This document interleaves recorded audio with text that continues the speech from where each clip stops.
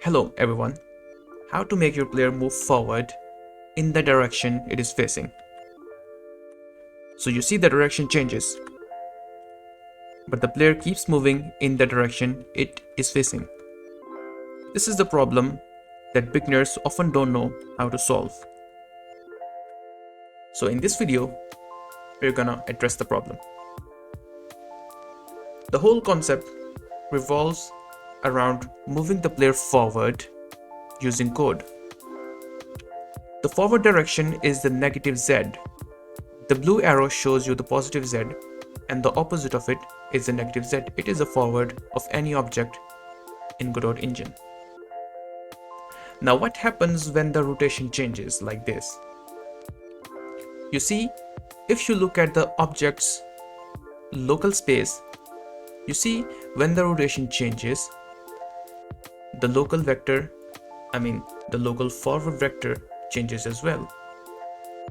So if you look at this from the top-down view, if you change the rotation, you see the local vectors change as well, and global vectors remain same. Now, how you can get this local vector in your code? This is the line of code that you want. Transform.basis.z.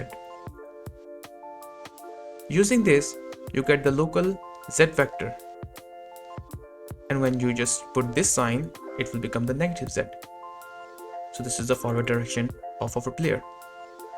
We simply set the velocity to this forward direction times the speed, and this is the whole concept. Now the other parts of the code deal with the rotation.